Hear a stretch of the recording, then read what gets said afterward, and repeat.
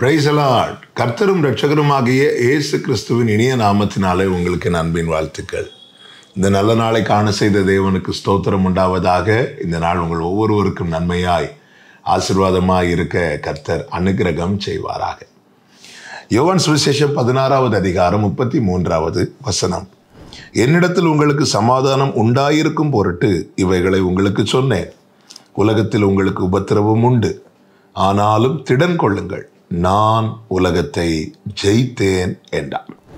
கர்த்தருடைய பரிசுத்த நாமம் மகிமைப்படுவதாக.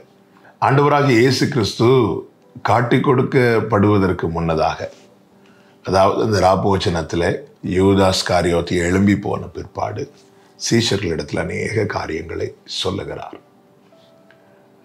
சொல்லிவிட்டு அவர் சொல்லும்போது சொன்ன ஒரு வார்த்தை, என்னிடத்தில் உங்களுக்கு சமாதானம் உண்டாயிருக்கும் பொருட்டு இவைகளை உங்களுக்கு சொன்னேன்.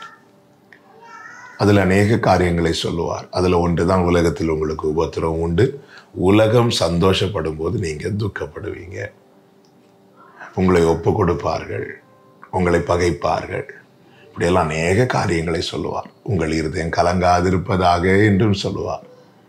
இதெல்லாம் கேட்டு சீஷர்கள் கலங்குகிறார்கள். ஒரு கட்டத்தில் எல்லாம் கேட்டுவிட்டு சொல்லுகிறார்கள், நாங்கள் உம்மை விசுவாசிக்கிறோம். உடனே இயேசு சொல்லுகிறார், அதற்கு முந்தின வசனத்தை பாருங்கள். இதோ நீங்கள் சிதறுண்டு அவனவன் தன் தன் இடத்திற்கு போய் என்னை தனியே விட்டுவிடும் காலம் வரும், அது இப்பொழுது வந்திருக்கிறது. இப்போ எந்த டைம் தெரியுமா? நீங்கள் எல்லாம் எனக்கு கொஞ்ச நேரத்தில் என்னை விட்டுட்டு போக போறீங்க. இப்படி கேட்கும்போது சீஷர்களுக்கு எப்படி இருக்கும்? அப்படி சொல்லிவிட்டு தான் சொல்லுகிறார், என்னிடத்தில் உங்களுக்கு சமாதானம் உண்டாயிருக்கும் பொருட்டு. என்ன அதன் அர்த்தம்? ஆமென். பேதுருவே, யோவானே, யாக்கோபே, உன்னை அழைத்தவர் நான். என்னிடத்தில் உனக்கு சமாதானம். என்னை விட்டுட்டு வேற எங்க போனாலுமே உன் வாழ்க்கையில சமாதானம் இல்லை, உன் வாழ்க்கையில நிம்மதி இல்லை, உன் வாழ்க்கையில சந்தோஷம் இல்லை. ஏன்? உனக்கு வாழ்க்கையே இல்லை. என கேட்டுக்கொண்டிருக்கிற அன்பு சகோதரா, சகோதரி, நமக்கு உண்மையான சமாதானம் யாரிடத்தில் தெரியுமா? இயேசுவின் இடத்தில் மட்டுமே. இளையகுமாரன் தகப்பனுடைய ஆஸ்திகளை கேட்டு வாங்கிவிட்டு தகப்பனை விட்டு போனான். நிம்மதியா சந்தோஷமா வாழலாம் என்று நினைத்து போனான். ஆனால் அவன் அப்பொழுது அறியவில்லை, தகப்பனோடு இருப்பதுதான் ஆசீர்வாதம், சமாதானம் என்று. அவன் தூரமாய் போனான்.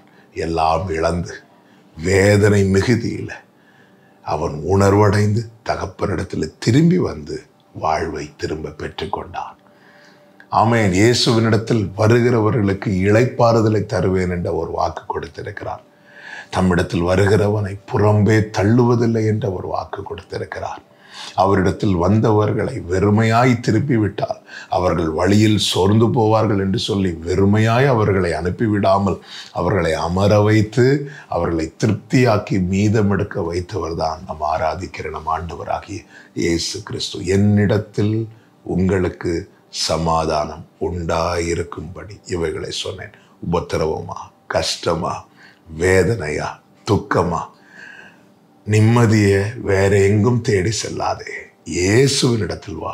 அவரிடத்திலே உனக்கு வேண்டிய சமாதானம் உண்டு.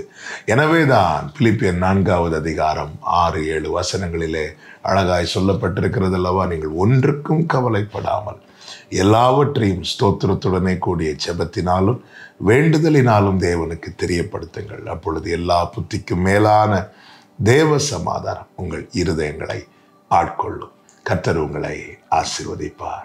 ஜெபிக்கலாமா? எங்கள் நல்ல தகப்பனே, இரக்கமுள்ள தேவனே, எந்த நிலையிலும் ஆண்டவரே, எப்பேற்பட்ட வேதனையில் இருந்தாலும் உம்மிடத்தில் வருகிறவர்களுக்கு நீர் கொடுக்கிற சமாதானம் அது எல்லா புத்திக்கும் மேலானது. ஆண்டவரே, அந்த நிம்மதிக்காக மனிதன் அங்குமிங்கும் அலைந்து கொண்டிருக்கிறான் அப்பா. இந்த நாளிலும் இதை கேட்டுக்கொண்டிருக்கிற ஒவ்வொருவருக்காய் ஜெபிக்கிறேன். உம்மிடத்தில் ஆண்டவரே சமாதானம் உண்டு.